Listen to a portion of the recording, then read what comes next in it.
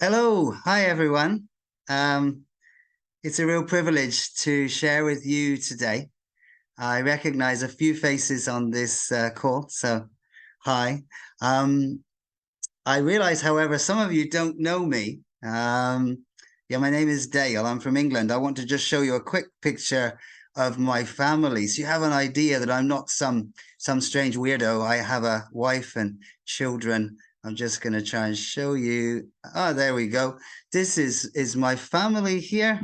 My children are growing quickly, and they are, yeah, getting taller than me already. I'm the short guy on the right hand side there. As you see, my boys are taller than me, and I've got two girls.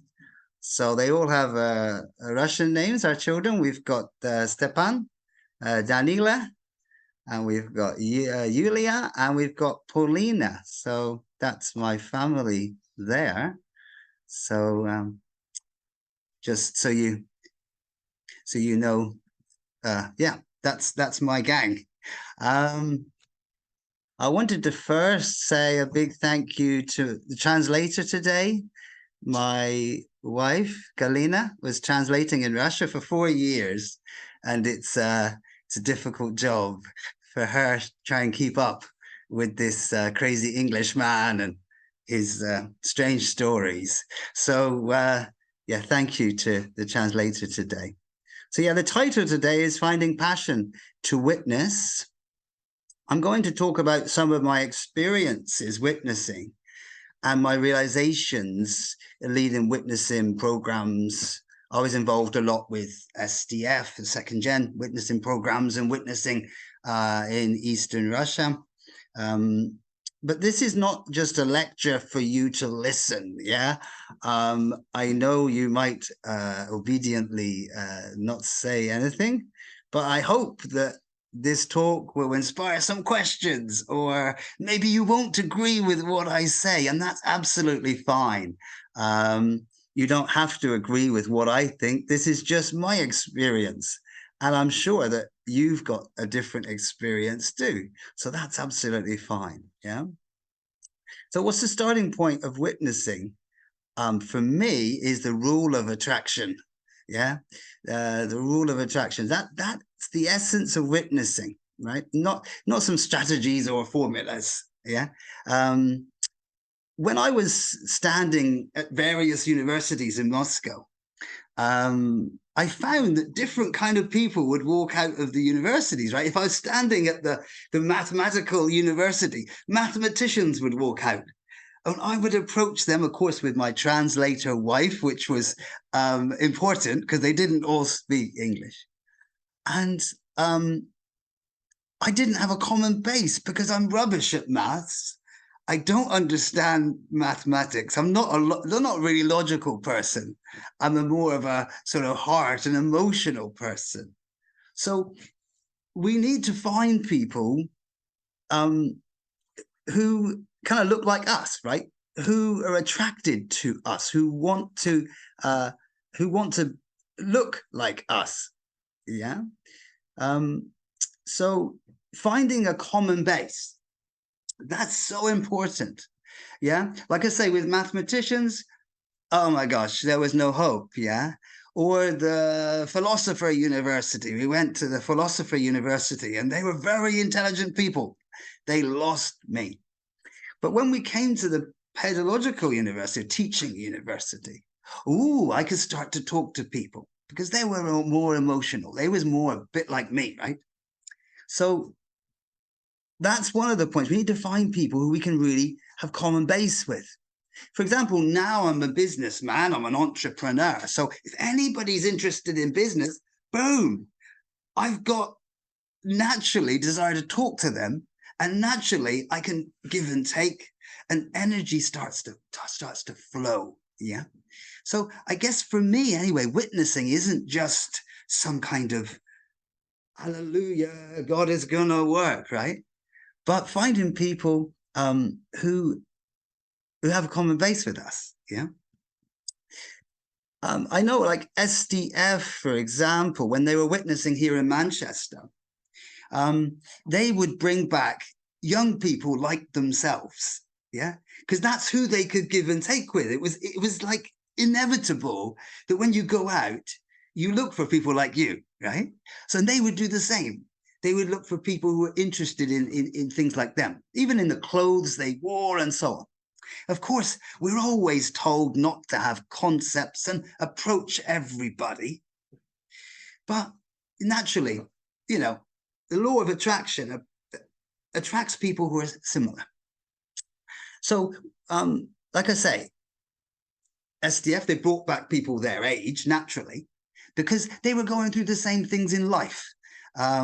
They'd just done their A-levels, just done their studies. So they were talking about their study and what to do next.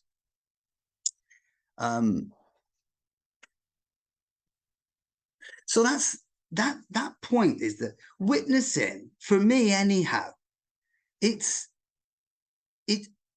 finding people who really just want to be like me. Yeah. Because you might say, well, that sounds arrogant. Who's this English guy? Yeah. But, you know, we can't lead with True Parents Picture and say, oh, here's True Parents Picture. You should follow True Parents, right? You could try that. But people are looking at me. Yeah. I've not got True Parents with me. It's me. Oh, it's me and my wife usually. Or when I witness my neighbors, I've got Turkish neighbors on one side and I've got English neighbors on the other. So Turkish neighbors are we're a lot closer to them.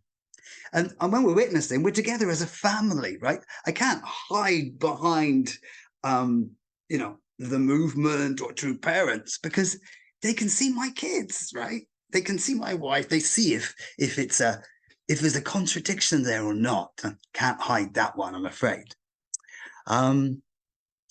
Yeah, so moving on. So one day we decided in SDF, they're going to go out and approach only old people. Yeah. So they had tried to approach older people. Yeah. Old people like me, right? Old people. And they couldn't bring anybody back.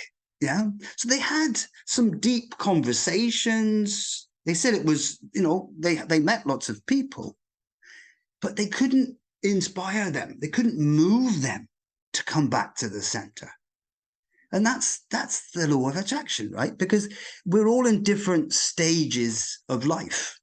So if somebody's a student, then you know that's what you're thinking about. If you're already a grandparent, you're in a very different stage of life. And what you're talking about, what you're thinking about is all different.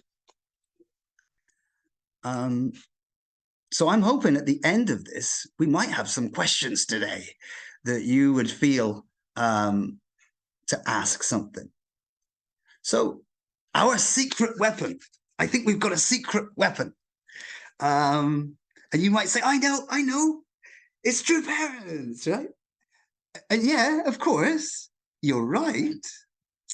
But our secret weapon is our example and our families, our marriages. How beautiful our marriages are, right? That God's love is flowing in our marriages. And when people see that, they want a bit of that, right? I want a marriage like that. I want a family like that. And that's what we call natural witnessing, right? So principle isn't just the ink on the page. Of course, the book is just, you know, paper and ink, isn't it? If you think simply.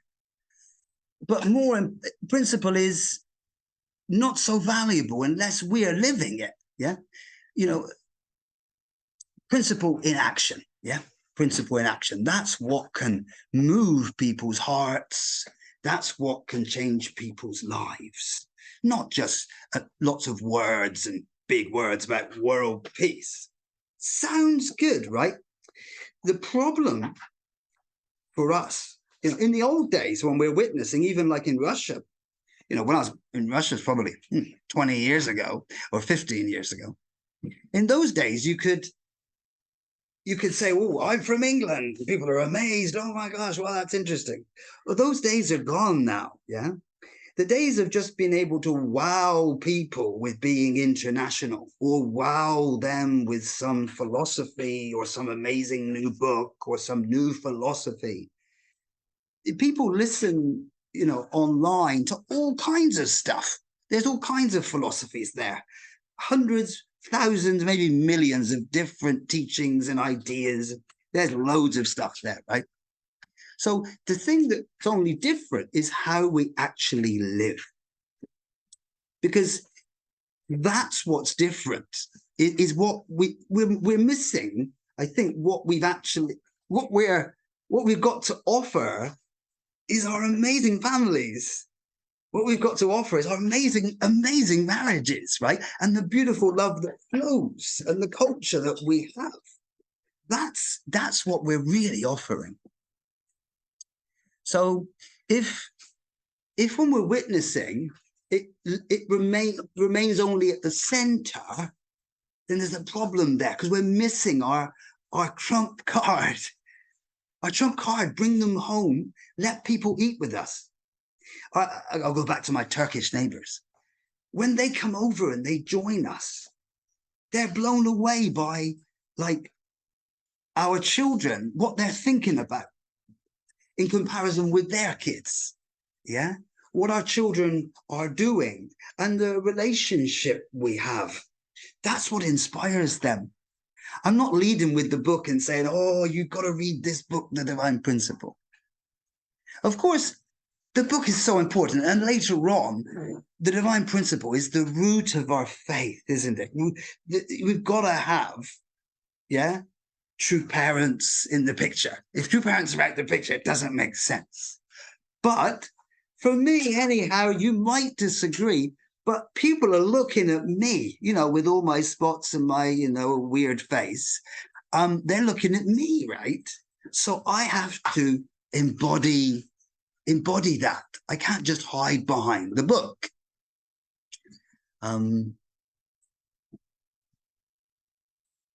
So another thing I wanted to share is, like, with our spiritual child, a Russian sister, I remember when we managed to get really close with her, was being, like, vulnerable.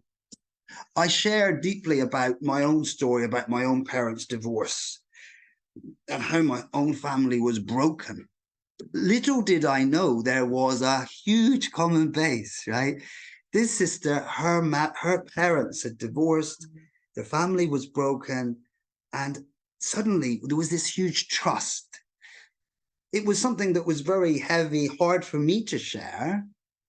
But once I shared it, I found that she had the same experience, and suddenly we were so tight.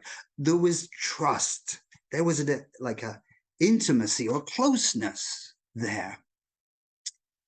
And she could share deeply her pain, her suffering, and could find hope, you know, hope in true parents, but also hope. She said, I want to build a marriage like you and your wife. Yeah. You and Sergei, the other leader in Vladivostok, where we were. Yeah. So having this connection with people, that's really, really key. Yeah.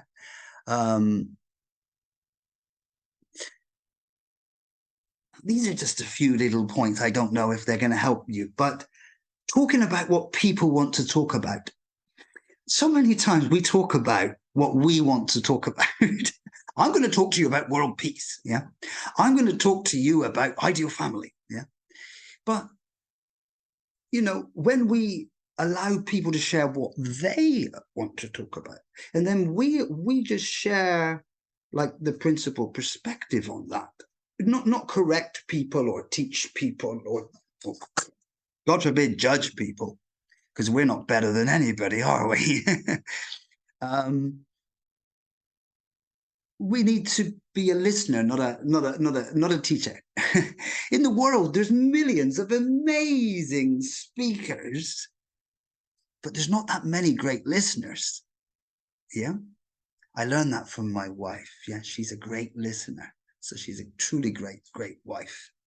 Yeah. At one point, Father says in one of his speeches, we have to become one big ear. Yeah, I've got fairly big ears, look. We have to become one big ear just to listen to people, yeah?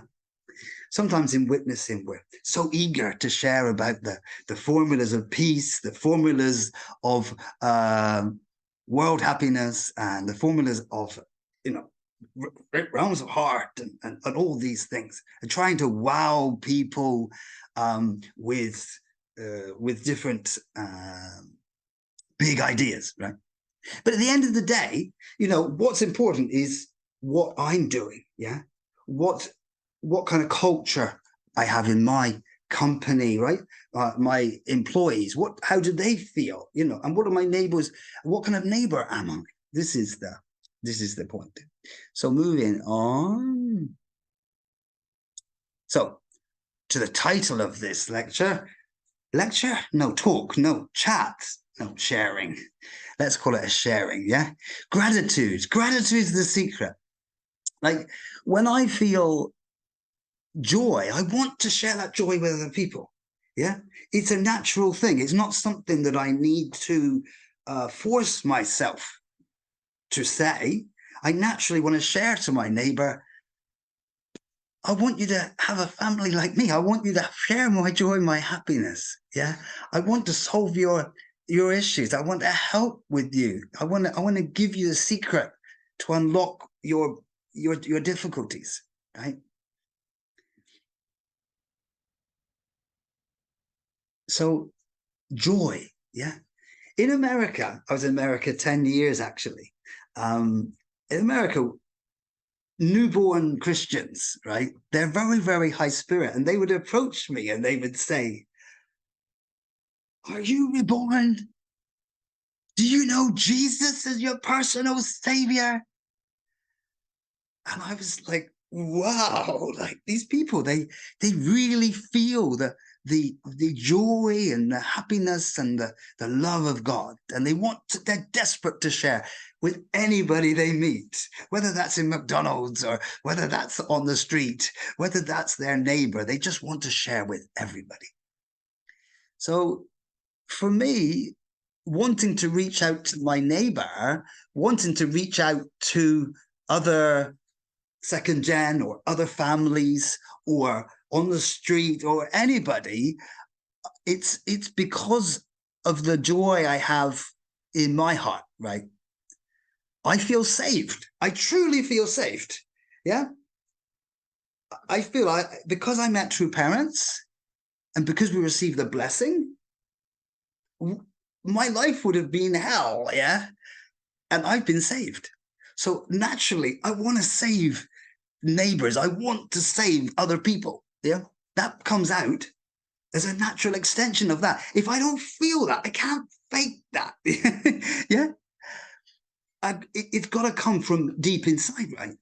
So having gratitude is, for me anyhow, that's the secret to everything. All power comes, all desire is coming from gratitude inside. Yeah. Moving on. It can't just be by obligation, right? Because we have a new goal to witness, I have to go out to the street. Yeah. So I'm going to make this point again because I think it's so important. Yeah, people are fed up of contradiction. Yeah. People online, young people or old people, there's so many people saying such great things. You hear about their life and you realize that their life is just messed up muddle like everybody else. Yeah. But if we could be different, if we could be like what we say is what we do, like true father, right? He did the same. What he was talking about, what he was doing was what was the same as what he was teaching, what he was saying, what he was speaking to people, right? So that I think is the secret, isn't it? No contradiction. Yeah. So whether that's like in our business, like we have a company, we have a heating company, we did until the conflict. We worked closely with Russia. We sold heating solutions. Anyway, and then even in a business, so witnessing is in everything, isn't it? Even in my business, we have two second generation working together with us. So then we're also witnessing to them, right? By our hearts, by our love. Yeah. How we treat them. Do we just treat them as employees and kick them out? Or do we love them? Do we take care of them? So for me, anyway, witnessing is in everything. It's in everything we do.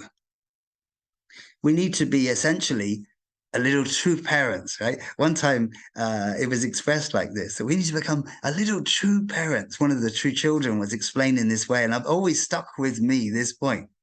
You know, like true parents set up businesses, true parents reached out, right? Well, they showed us what we need to do. So also, the other point I think is witnessing by success. I didn't write that on my notes, but this is so important. If we've got success, then people want that. Yeah. People, if you ask, especially young people, what they want success. And actually, everybody wants success. So if we could be successful in something, it doesn't have to be business. You know, we tend to be good at business. That have always been good at making money, right? So, but if you're good at something, whether that's, I don't know, computers or gardening or sports. If you're good at something, then you've got something to share. You're successful and people want to be, yes, like you. Yeah. That becomes the essence of witnessing, because wanting to be like me, then they say, like the neighbor, so what's behind this then? How have you done this? And that's the chance to say, yeah? Because if you just tell people everything, Messiah's on the earth, hallelujah, yeah? People say, oh, that's just some crazy dude down at number 13. But if we're living the right life, then there won't be that contradiction, yeah? And they trust us. If we've become a friend, then we can give them this incredible news that the reason our family's like this is because actually we follow true parents. And they say, well, what's that about? Yeah, they won't think, you know, what on earth is that? They'll be interested and want to learn and want to hear about it. Yeah. So I think so that's most of my points about, you know, reaching out. So witnessing isn't just reaching out. You know, for 10 years or so, I spent my life reaching out, trying to find guests on the streets, at universities. But most of us now, I guess a lot of you on this call are like me, you know, starting to lose hair a little. Do you see that? That's evidence right there. That's wisdom. That's experience. Oh, I try to say that's experience there. But as we get a bit older, and we need to work out a balance, right? So that we can do witnessing. Yeah. If we are just struggling to pay the bills, then we've got no time to witness. That's one of the first problems for us as families. As I was saying to Archum, you know, like that's a difficulty, isn't it? When you need to work, you need to raise money, you need to naturally raise your children, you need to maintain your marriage, and do all the other things that the providence demands. But I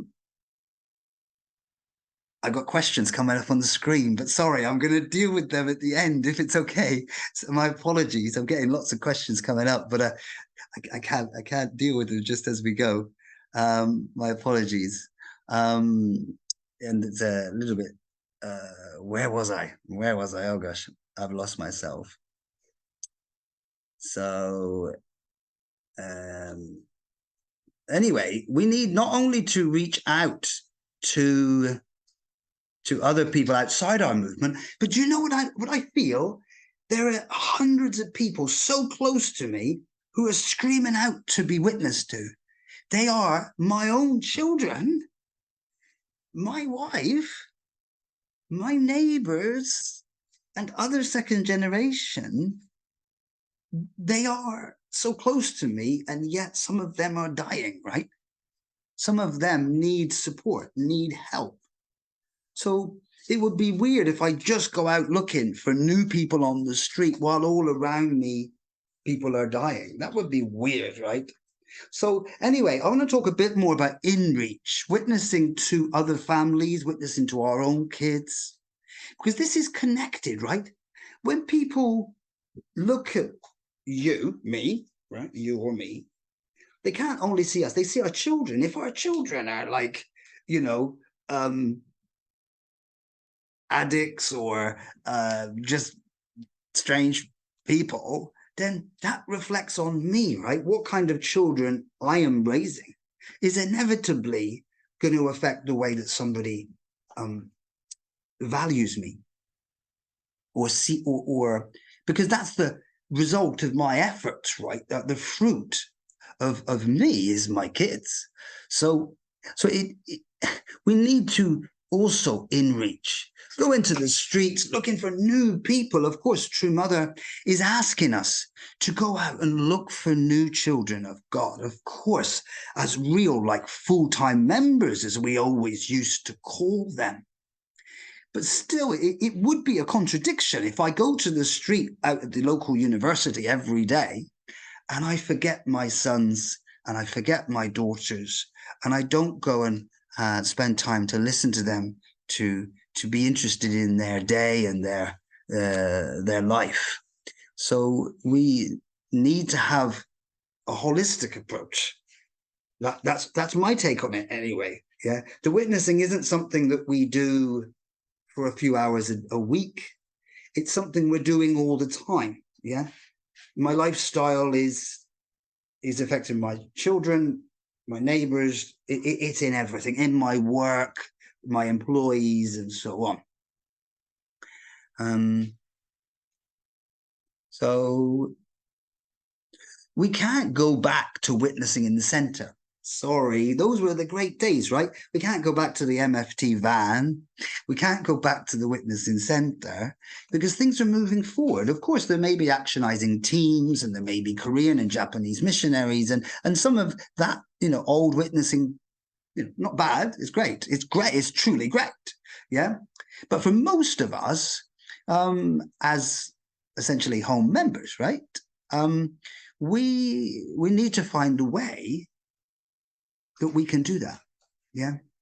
And if I'm not grateful in my family, if gratitude is not bubbling over, right, then people will feel that, right? You should join True Parents. I mean, I did, and God, look at me. Right? It's like, gosh, I did. Yeah. You know what I mean? It's got to be natural, right? From looking at us, they feel the love and the joy and happiness of being with True Parents. We might find a prepared person. Maybe we set lots of conditions, right? Fasting and all the traditional conditions, yeah. Prayer and so on. And we find a prepared person, yeah. And we bring them to our house to see our family.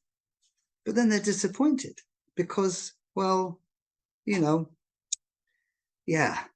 So that's not going to work. So it's all connected. Vitali was saying, right? Vakolinsky was saying in the last talk about culture is the key. And that's right. That's absolutely right. Vitali's a great friend of mine from before. And he's right. The culture in our family is not culture in the center anymore. The battle is the culture in the family. How much we can create a culture that's truly welcoming to neighbors, to friends. We have another family. We brought them to live really close to us. In fact, they're living in one of our properties nearby. We are making a conscious effort to live as neighbors to another church family. And that's got challenges because we see them almost every day. They're in our house. They're in a movie club with our children. They're having a discussion club. They're on Sunday service. We see them every day, yeah? But in my opinion, that is witnessing. We want to save that family as well and inspire their children too. Yeah, it's not just narrowly going to the street witnessing. Right? A point that inspired me when I joined, I want to say this point, because it's connected to this culture. In my family, especially amongst us boys, we were 3 boys, and we were incredibly competitive. And when something went wrong, usually we laughed at the other one. It's like, look at you, you failed, you know, like kind of like that culture. But when I joined the church, one of the first things we did, we went bowling, you know, 10-pin bowling, you know, bowling. And there, I saw a different culture I'd never seen in my life before. I wasn't very good and I missed. And I remember that everyone said, oh, hard luck, you know, you can do it. You know, next time you'll get a strike. Next time you'll hit them all down. Yeah. And I was like, that's weird. You know, it so took me back because the culture I had in my family was aggressively competitive that put down each other. But this culture I saw amongst the brothers and sisters who I joined with was encouraging, positive, yeah, supportive. And I was shocked by the different culture that I saw around me. Yeah.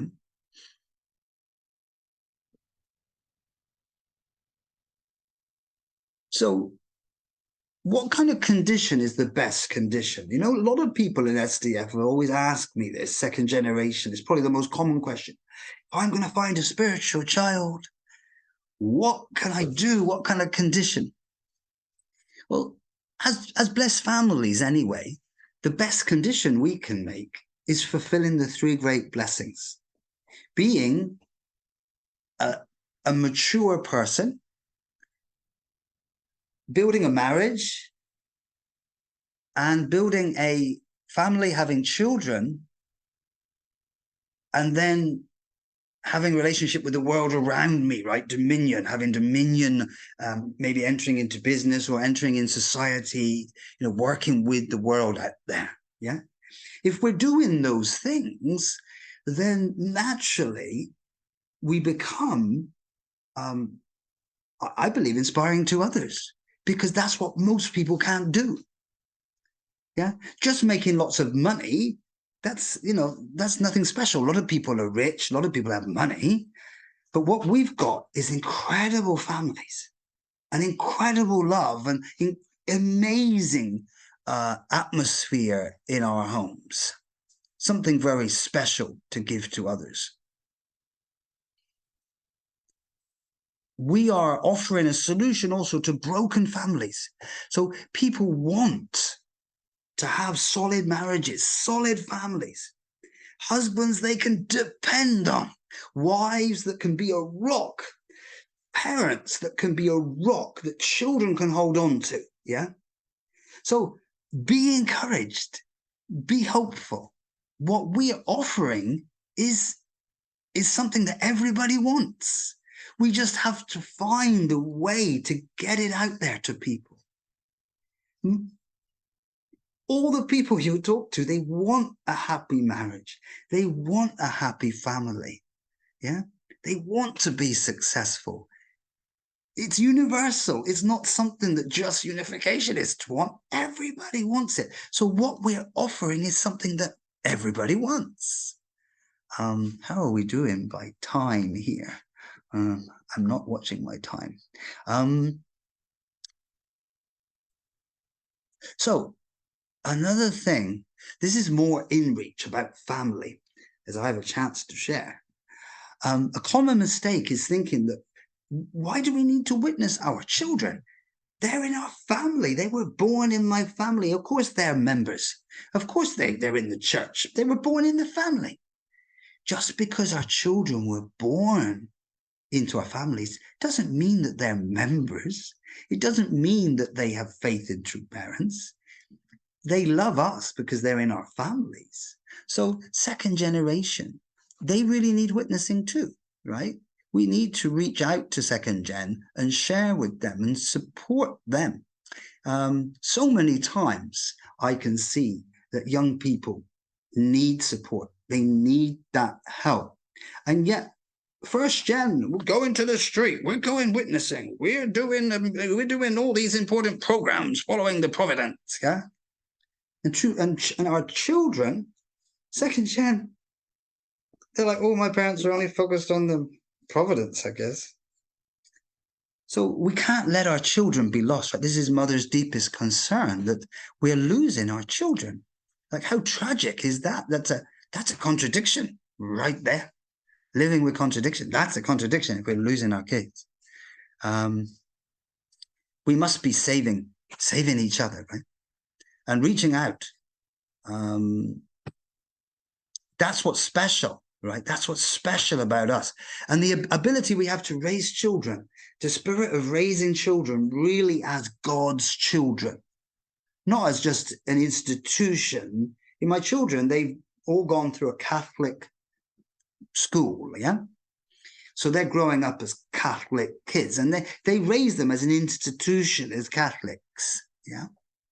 But we are raising them as much more than that, not just as members of a church or members of unificationism, right? We're raising them with love and passion and such a deep care, actually, for God, yeah, not just for some church building, or actually love for God and true parents. So we're doing something very special. So finally, I want to share testimony shortly, just about what we're doing, because I can't talk about what other people are doing. I can only talk about what I'm doing, right? And what I'm doing, obviously that's important to me. So here in our community in Manchester in the UK, we're trying to move closer and closer together, because we cannot be a community unless we are meeting regularly, yeah? You can't just say once a month that you're even a friend, really, of that person. We have to be meeting up on a daily basis, yeah? Or at least minimum a weekly basis. So we are moving closer and closer. Our families, you could rent, even if you don't have your own property, you could rent a house next to another family. Yeah, we can build companies together with other families. Yeah, so it's not easy. I could my business. I could, have employees in Philippines or in India. They speak English and they could do customer service for me. But why would I do that? Because our vision is working together as families, building a community, building unification business, building unification families, community, businesses together, yeah? So why not work together with other unificationists? Why not be neighbors? Raise children together, yeah? And then our testimony is even more powerful, right?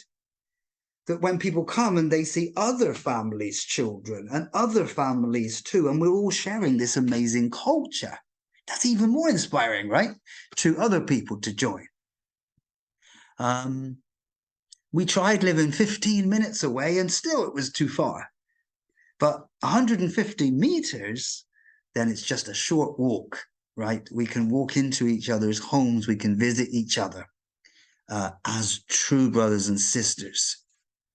Of course, the question is, do we really want to build that culture? Do we really? Or are we just focused, find my spiritual child, yeah? Got to find my 3 spiritual children, yeah? But, by supporting each other, we create this amazing culture, yeah? If we're all separate on our own, then Satan can attack, right? But if we're supporting each other, like 3 or 4 families together, meeting regularly, really supporting each other, maybe financially, practically, helping with each other's children, helping each other out, going shopping for each other, doing whatever, like becoming real brothers and sisters. That's powerful. And that pretty much nobody's doing. So in conclusion, I want to say that witnessing is combining everything all the time on all levels. Yeah. You could be witnessing, by creating our own company, witnessing to second generation there as our children start to take over the business, they becoming successful. So that this realm of success and this beautiful clan is getting bigger and bigger, right? So witnessing is not only witnessing to new people, but also witnessing to our own children and reaching out to second gen, because they're not just, in the church because they're in the church, obviously. We can reach out in so many ways through movie clubs, discussion clubs. So witnessing is in everything. Not to see it as just something separate. So also, if that's a meal, inviting people for meals. Yeah, we don't do this enough, but when we do, it's so valuable and so artistic. Huh? Yeah, I want to show a final picture. My wife is reminding me. I've got another picture here. So here, this is our Muslim neighbors. They're from Turkey, and they invited us to interfaith group. So we are reaching out as Unification Family amongst this interfaith group here in Manchester. So we are reaching out to other faiths. I'll show another picture. This is our little community here. We are families who are living within a few minutes of each other, and we're trying to build a real clan together, like a clan. And yeah, this is like discussion clubs. Our older second gen sister here sharing her wisdom with a lot of our teen boys and girls. That's beautiful. It's amazing. Really inspiring. The older brothers and sisters sharing their experience and their wisdom and the experience of blessing. She was sharing about blessing there. Yeah, we do all kinds of crazy things. Like this is pumpkin. I don't know if you know, for Halloween, they were having a competition between each other. These are our neighbors and our other second generation working together here. Yeah, so this is another, and sports together and all that. Anyway, this is what I wanted to share with you. And yeah, thank you very much. I think witnessing is an amazing thing, but let's not have a narrow viewpoint. Let's see that it's in everything. It's in everything we're doing. It's in my marriage. It's everything in the culture that I'm showing. It's in the culture other people see. Let's not have that contradiction where people come to see my life and realize that I'm not living this. It's just what we taught in the lecture. Thank you very much, brothers and sisters. I don't know if anyone has any questions, but I hope something was valuable for somebody. Thank you. Большое спасибо, мистер Роуз.